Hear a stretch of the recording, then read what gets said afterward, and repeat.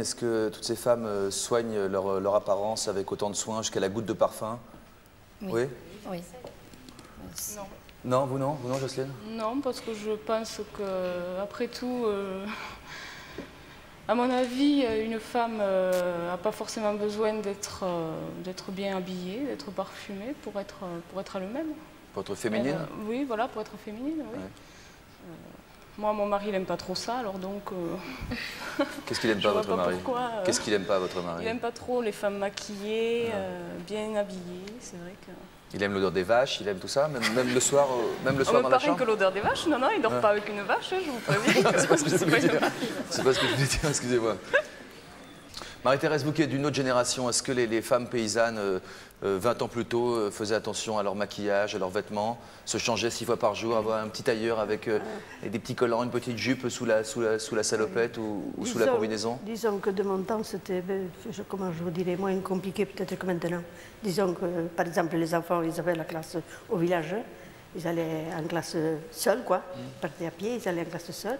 Tandis que maintenant, la belle-fille, il faut venir les gosses prendre le bus et souvent, il y a souvent de quoi faire, quoi. Les amener au sport, les amener ici. Vous dites que c'est plus difficile maintenant qu'avant?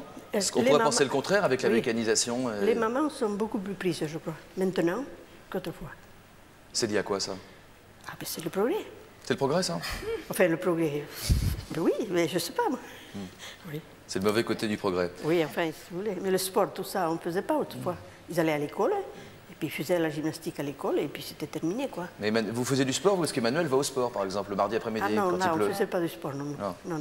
En même temps, votre métier, c'en est du sport, quand même, j'ai l'impression, non? Oui, mais on travaille que certaines parties de notre corps, en fait. Et donc, le dos est fort sollicité. Et il y a des gestes qu'on fait tout le temps et qui nous bousillent le dos, entre guillemets. Alors, si on n'essaie pas d'avoir d'autres gestes qui nous permettent de remettre en place nos vertèbres, à 60 ans, on est toutes courbées. Vous sentez comment, Marie-Thérèse? Vous avez l'air bien? Vous êtes toute courbée? Vous vous sentez comment physiquement? Plus petite que nous, alors. Elle est encore plus petite que... Oui. Non, ça va. Ça va physiquement? Vous souffrez, vous? Ça va. Si, des fois, je souffre du dos. Mais du dos, Vos cheveux longs, Emmanuel, est-ce que c'est pour vous un symbole important? Non, c'est une question de praticité, en fait. Oh non. Si, c'est les cheveux courts qui sont une question de praticité. Non, parce que les cheveux courts, pour être bien coiffés, à moins d'avoir vraiment les cheveux à la garçonne, mais je crois qu'il y a du soin quand même à porter. Il faut aller chez le coiffeur parfois. C'est du temps d'aller chez le coiffeur. Il faut essayer de se repeigner. Tandis que moi, mes cheveux longs, je fais une queue de cheval et puis je suis partie. Je peux retirer mon élastique, le remettre. Non, ça ne me pose pas de problème. Ouais. Faites attention à votre apparence physique, Muriel. À part ce soir, on a la chance de vous recevoir ici. J'ai pas eu le plaisir de vous voir au travail. Vous avez beaucoup de boulot aussi. Vous avez une grande exploitation. Vous arrivez à rester féminine tout en étant au boulot? La semaine, non, évidemment. Mais le soir, ou quand je vais en ville, ou les week-ends, ou quand des repas de famille, j'essaye de m'habiller comme ce soir, quoi. J'essaye d'être différente. Moi, je dis qu'il faut quand même garder sa féminité. Jocelyne dit que c'est une femme, elle, en revanche. Oui, mais une femme en jean. Je ne femme vois pas pourquoi une femme porterait forcément une robe. Mais pourquoi vous avez mis une robe ce soir? Ça vous va bien, par ailleurs. Parce que je suis venue à Paris et c'est la première fois que je viens. Alors bon, quand même, il faudrait... Ça vous plaît? Paris? Oui, mais il y a trop de voitures. Ouais. Qu'est-ce que vous pensez de Paris, vous? Parce que c'est vrai que vous avez peu l'occasion de venir. Ça sent mauvais. Hein. Ça sent mauvais? Ah oui. C'est pas trop pollué, en ce moment. Ah oui. Plus que les vaches. La pollution. Vous sentez la pollution en arrivant ici? Oui, énormément. On la sent plus, nous. On va parler de fiancés, de mari. Maintenant, comment vous avez rencontré votre mari, Emmanuel? En fait, je le connaissais depuis longtemps. J'avais été à l'école avec lui. Et puis, on s'était retrouvés après le baccalauréat dans la même école. Et il avait toujours dit, oh là là, celui qui aura cette fille-là, il n'aura pas de chance. Ah bon? Non. Et puis, tout compte fait, après... Pourquoi il disait ça? Parce que j'étais un peu turbulente en classe. Et puis, bon, il disait toujours... Enfin, il ne se voyait pas du tout marié avec moi. Et moi, je ne me voyais pas du tout mariée avec lui parce qu'il était trop calme pour moi.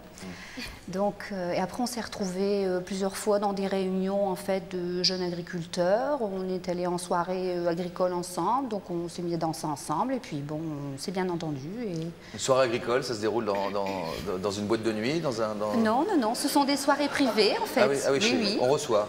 On ne reçoit pas forcément, on fait ça dans des grandes salles de réception, des salles des fêtes.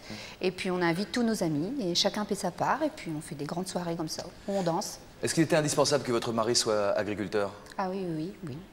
Pourquoi? Parce que je ne concevais pas ne pas revenir sur l'exploitation de mes parents. Les autres petits amis que j'ai eus avant étaient également du milieu, mais comme ils ne voulaient pas revenir travailler sur la ferme, je ne me suis pas mariée avec eux. Ça ne s'est pas concrétisé. Pourtant, votre mari ne travaille pas avec vous sur la même terre? Non, on habite en fait, on est à 3 km, les deux fermes sont à 3 km les unes des autres, mais on travaille quand même ensemble, quoi. Non, mais je veux il dire, participe aux travaux. Oui, il participe, il vous aide quand même, vous donne un coup de main. Oui. Mais il pourrait avoir un autre métier, vous donne un coup de main aussi, ça je voulais dire. Oh non, ça m'aurait pas plu, puis c'était pas possible. On n'aurait pas du tout eu les mêmes horaires. Non. Puis si on veut se voir, il faut absolument vivre dans le même contexte pour savoir comment c'est, quoi. Ah oui. Ce qui est difficile à faire comprendre, c'est par exemple un samedi soir où vous voulez sortir, et puis bon, vous avez un repas de prévu. Normalement, en ville, on mange plutôt vers 20 h, et puis malheureusement, il y a une mise bas ou autre chose de prévu où il a fait beau, il a fallu faire son travail. Le problème.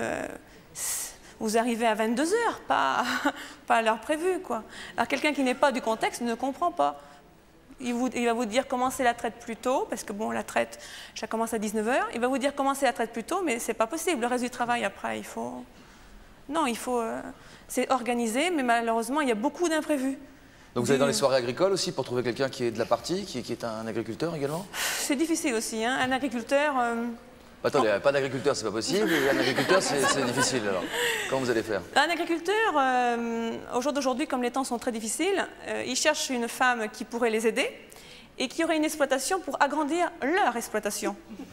C'est-à-dire qu'ils veulent les bons côtés, mais pas les mauvais, quoi. Ils veulent devenir le chef? Voilà, ils veulent devenir le chef. Et moi, non.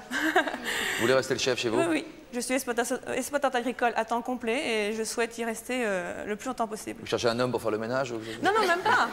Même pas. Qu'il ait le même métier, d'accord, mais qu'il me respecte en tant qu'exploitante agricole et non comme boniche à la maison. C'est tout.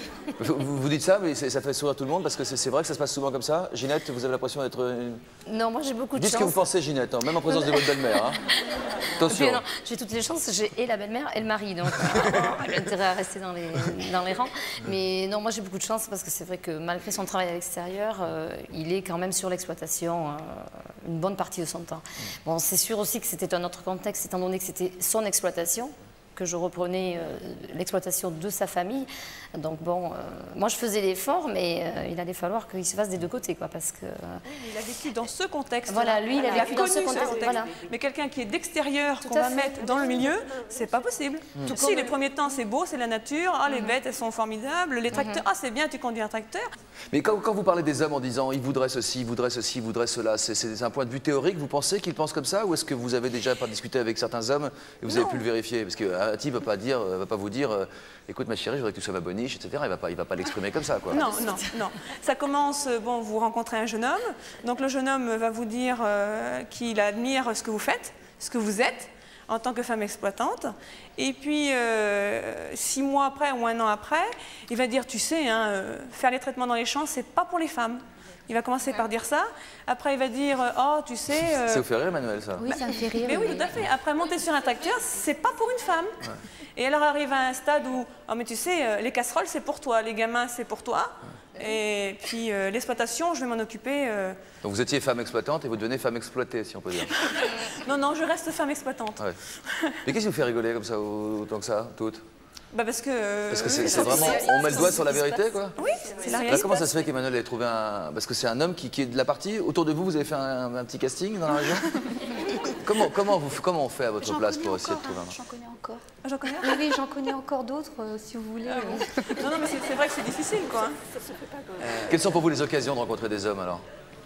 Ah, c'est toujours contexte de travail, hein. On rencontre dans les coopératives ou dans les réunions, parce que bon, il y a des réunions, évidemment, on s'informe, hein, on n'est pas dans le fin fond de la brousse, faut pas croire. Et on les rencontre comme ça, quoi. Ouais. Mais c'est souvent par amis aussi, quoi. On connaît quelqu'un, il m'arrive parfois de sortir en discothèque aussi, hein, il faut pas croire. Mais je crois rien. Ouais. C'est-à-dire, ça vous arrive aussi souvent que vous prenez des vacances? Un petit peu de vacances, oui. 3 jours en hiver et un week-end en été à peu près. Bah oui, c'est difficile, hein, comment voulez-vous, hein. 5 jours par an? Oui, à peu près. Ouais. Une petite semaine. Une petite semaine? En tout, en additionnant les jours? Voilà, c'est ça. Mais nous, on est toujours en vacances, on est au grand air. Ici, on est étouffé, il y a des buildings tout le tour, on ne voit pas le soleil, on ne voit pas le ciel, on ne voit pas la verdure. nous, on est bien. Est-ce qu'il vous arrive de mentir sur votre métier pour essayer de tester un homme quand vous le rencontrez en discothèque ou... Non, oui. Au premier abord, quand vous dansez avec quelqu'un et qu'il vous demande votre métier, je ne le dis jamais aussitôt, je le dis simplement à la personne, cherche mon métier. On m'a toujours dit que j'étais soit vétérinaire, soit docteur, soit secrétaire, mais jamais agricultrice, jamais. Et quand je le dis, c'est peut-être bien la campagne, mais ça a de l'odeur la campagne, vous comprenez, il y a des odeurs pas très... que tout le monde aime, quoi. Donc, non, ils sont un peu... Non, je crois que... Et quand vous dites que vous êtes chef d'exploitation plutôt qu'ouvrière, qu'est-ce que ça change? Ah bon? Vous pensez qu'ils ont peur qu'on les fasse bosser? Oh, certainement. Ça changerait un petit peu qu'ils se mettent au boulot. Certainement, oui. Absolument.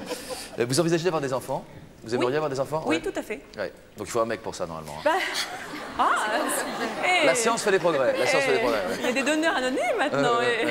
Vous songez aux donneurs anonymes? Non. Non. Enfin bon, je suis encore pas trop vieille, quoi. 30 ans, c'est quand même encore. Ah bon, ça laisse de la marge, bien sûr.